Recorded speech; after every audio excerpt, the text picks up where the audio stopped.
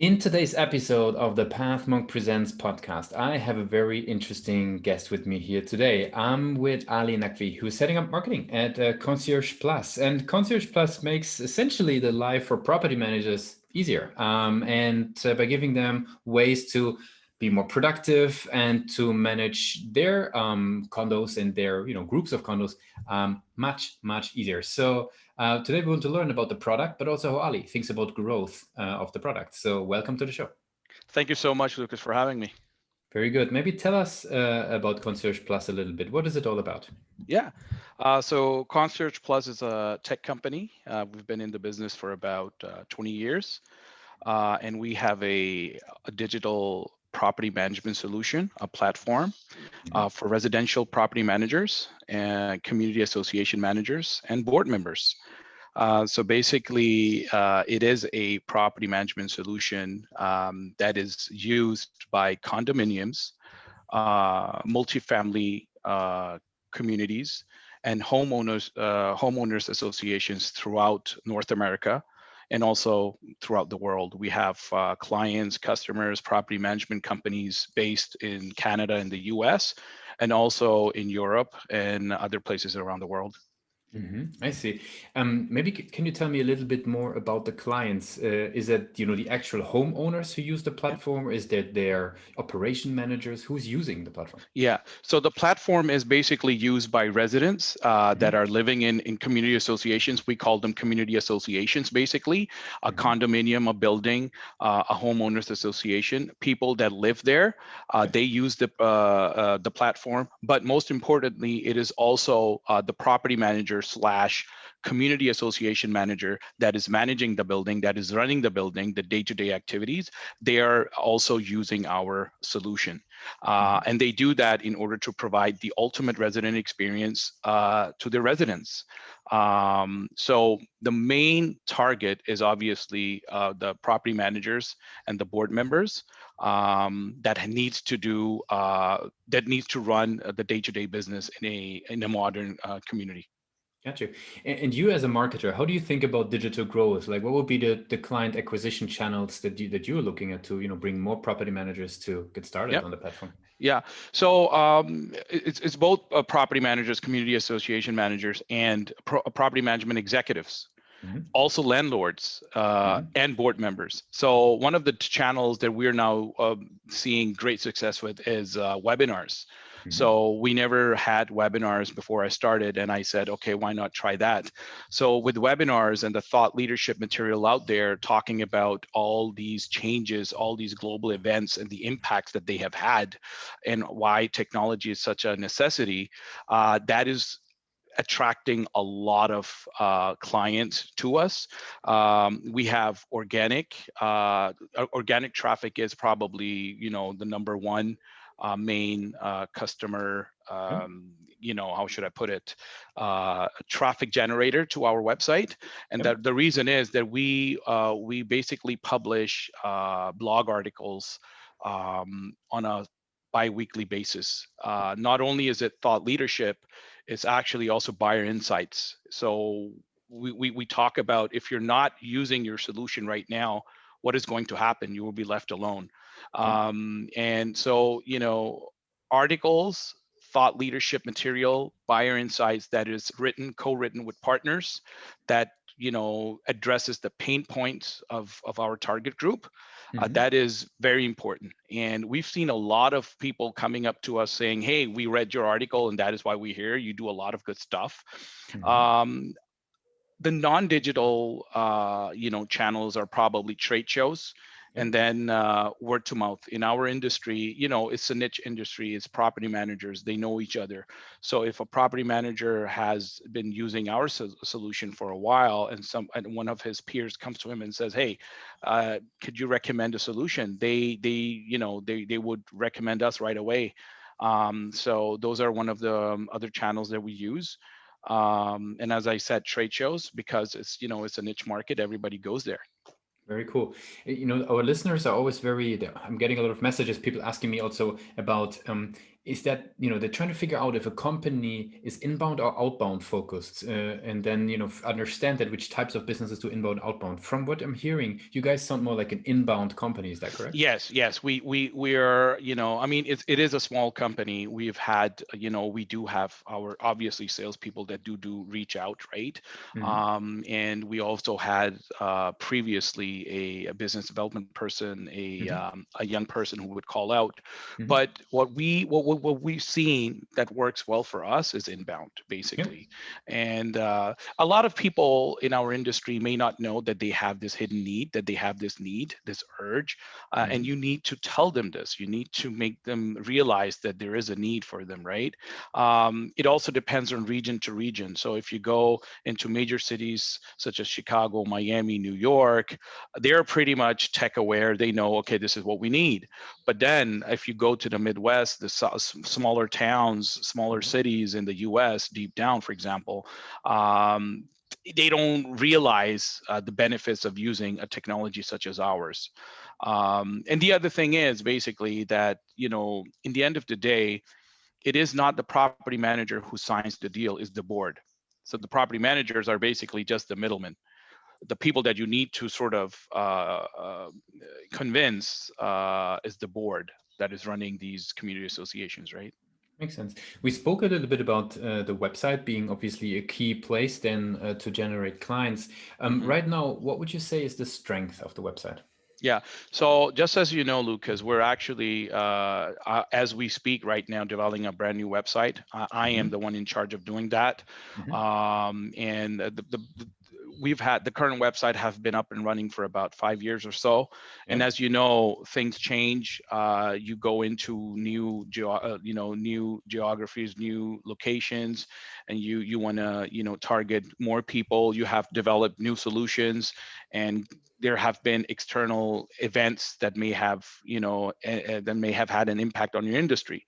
So, upgrading, optimizing the website is something that you should do quite often. Now, as we speak, as I said, we're currently developing a brand new website, which is based on the buyer personas. And I'm basically designing the website in a way that it takes people, it facilitates the journey.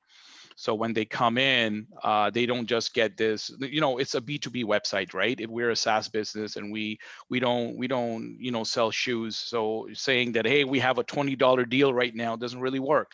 As you know, in B2B marketing, trust is a very big issue. And you need to ensure that when a visitor or a potential client visits your website, he can basically quite very fastly say, okay, this company is a company that I would like to know more about. This is a company I think would be able to help me with the challenges that I have. And you do that by basically having content that is ideal for them, depending on where they are. So, personalization is definitely one of the things that we will be adding to the website, right? So if you're coming from the US, if you're coming from Miami, for example, and we can pick that up by the IP address, we will probably talk about the challenges that are present in Florida. For example, in Florida, there is a new condo website law that has come to place. And it's actually by law, you need to have a digital solution if you're running condominiums. So you come up with that sort of messaging, right? You tell people, hey, did you know that you're based in Florida? Did you know that Florida now has a condo website law, right? So it depends. Like so the personalization goes based on geography. It looks at what sort of content is he sort of clicking on, if it's above the funnel, middle funnel, or below, in the beginning of the buyer journey, in the middle of it, or if he's very close to what we would call sales ready. We also we will be presenting unique content based on that. Very cool. I would love to switch a little bit gears and talk a little bit more generically about marketing, because you're bringing up some great concepts, the buying journey, top, middle funnel, leads. What would you say personally, just from your experience, where is the challenge when bringing innovation to marketing at the moment? So bringing innovation into marketing. So the challenge is obviously well, from my experience, it could be the cost, right? So you have to remember many companies don't see value in providing a budget for a specific tool, for example, and rightly so, right? Marketers always have a tight budget that we need to work with. I have a marketing automation tool that I utilize, right? So I'm pretty lucky with that marketing automation tool. I can do a lot of stuff. It's a quite popular marketing automation tool, and we also have the CRM is there as well, right? So it's hooked up with both. But you could say, for example, ABM is a big thing right now, and account-based marketing is a big thing, and a lot of people talk about account-based marketing, but account-based marketing tools are expensive, right? So as I said, my personal experience is this, that if you're trying to say to a marketing department or your leader that, hey, we need to bring in a specific tool, it can do this, this, and this. The end of the day is, how much does it cost? Oh, that much? Oh, well, we don't have the money right now. Maybe in 3 to 4 years, but let's take it baby steps and then we move up, right? Gotcha. So that's one of the challenges I would believe marketing Super interesting. departments sees on. And you spoke about personalization of the page as well, and optimizing the page, redoing the page even. Where do you see the biggest challenge when it comes to conversion optimization on the page? Yeah, so the problem is, I mean, for us, intent data is obviously a very good thing to have, and there are tools out there that can give you a lot of information. For example, account-based marketing platforms can give you the intent data that is needed. You create ideal customer profile. You have a couple of contacts in that organization that you're reaching out for, and then because of artificial intelligence, et cetera, you can basically see what are they looking for, what sort of search phrases, blah, blah, blah, blah, blah, et cetera, et cetera. So that is where I think the main challenge is to, find out exactly what is it in the beginning of their search that they were looking for. Now, with Google Analytics, one example is you can't even see the search phrases from where people when they come to your website and they're coming via organic search. Many of the times you can't see the search phrases anymore, right? Google is hiding that. So now you'll have to use another tool. And even our marketing automation platform tool doesn't really show you vast majority of time what search phrase that person was looking for, because it's hooked up with Google Analytics, and that is where it takes its data from. Makes sense. Super, super interesting. Since we're slowly coming to an end of the interview, I would love to switch gears a little bit and talk about you personally a little bit. Since there's so much content to learn in marketing, like where do you go to educate yourself? Like what are maybe the places that you trust the most? Yeah, are we talking about marketing in general, or are we talking about my industry? Like real estate industry. Both, yeah. Okay. Yeah. So when it comes to the real estate industry, there are websites and there are forums that are specifically created for the real estate industry. There are organizations that are created for property managers, for community association managers. I take my information from there. Not only that, one way of doing it is that I have I signed myself up on Google Alerts on specific search phrases, and on a daily basis, around 9 o'clock in the morning, I get an email with the newest published articles, content that is relevant to me based on those search phrases or keywords that I looked for, right? And because of that, I can basically keep myself updated with what is going on. On top of it, I believe in partnership marketing. I believe in providing the best knowledge and insights out there to our customers and potential customers by partnering up with leading companies in their field. And I reach out to them. We co-produce webinars, we co-produce articles, etc. Now, with regards to my marketing and how I improve myself. So there's a company that used to be called Serious Decisions, which has now been bought up by Gartner. And they have a marketing framework, and they're a known consultancy firm. and and as per my own personal opinion, I think they are one of the best B2B marketing agencies out there. And I get my information from there, right? I'm a I subscribe to their newsletter, and I look for what's going on, etc. On top of it, also, Gardner has a Challenger Sales and Challenger Marketing content that I read a lot, and it's very specific to B2B marketing, and that is where I get my information from. Very cool. Very cool. A lot of great treasures there. I want to wrap it up for the interview with a couple of rapid fire questions to close it off. Are you ready for those? Sure. Go ahead. What's the last book that you read? The last book that I read, okay, that was actually a Challenger Sales by Gardner. Very good. What's the one single thing your company is focused on the most at the moment? So basically, it's delivering the ultimate resident customer experience to our current clients, right? We have the best onboarding customer success team, and one thing is getting the customer in-house, but the other challenge is to keep them, right? And having this NPS score, which is one of the key indicators, KPIs for us, ensuring that they're happy, and how likely is it that you will be, referring us to someone else. That can only be achieved by providing the best customer service. So we have a dedicated team that is out there answering the questions, and they're doing an excellent job. They go beyond what they're capable of, and that is why we are so successful. Our customers love us. Even in our customer success stories, the first thing they tell us is, your customer success team is the best. And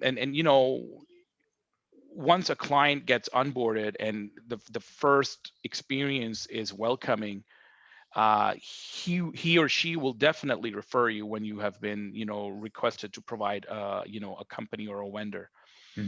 So we are focused on basically putting the customer in the middle of everything.